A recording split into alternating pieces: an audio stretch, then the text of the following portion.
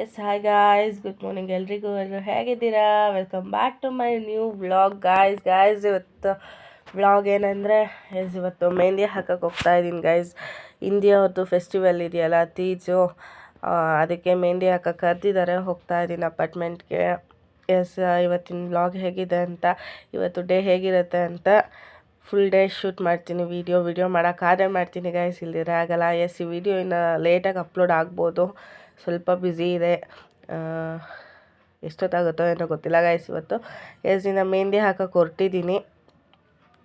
ಬನ್ನಿ ಹೇಗಿರುತ್ತೆ ಏನು ಅಂತ ನಿಮ್ಮ ಜೊತೆ ಶೇರ್ ಮಾಡ್ತೀನಿ. ಹಾಗೆ ಗಾಯ್ಸ್, ನಾನು ನೋಡ್ಬೋದು ಮೆಹಂದಿ ಹಾಕಿದ್ದೀನಿ ನೋಡಿ. ಇಷ್ಟು ಜನಕ್ಕೂ ಹಾಕಿ ಇವಾಗ ಇನ್ನೊಬ್ರಿಗೆ ಹಾಕ್ತಾಯಿದ್ದೀನಿ.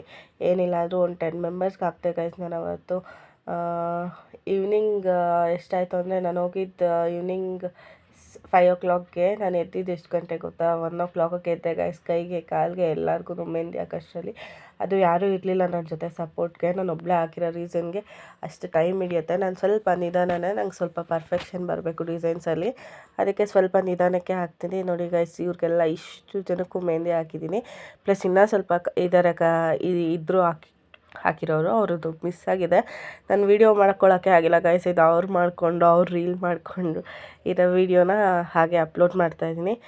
ನೋಡ್ಬೋದು ನೀವು ಯಾವ ಥರ ಇದೆ, ಎಷ್ಟು ಕಲರ್ ಬಂದಿದೆ, ಯಾವ ಥರ ಹಾಕಿದ್ದೀನಿ ಡಿಸೈನ್ಸ್ ಅಂತ ನೋಡಿ ಗಾಯ್ಸ್. ಯಾವ ಥರ ಇದೆ, ಯಾರಿಗೆಲ್ಲ ಇಷ್ಟ ಆಯಿತು ಕಮೆಂಟ್ ಮಾಡಿ ತಿಳಿಸಿ, ಚೆನ್ನಾಗಿದೆಯೋ ಇಲ್ವೋ ಅಂತ ಹೇಳಿ.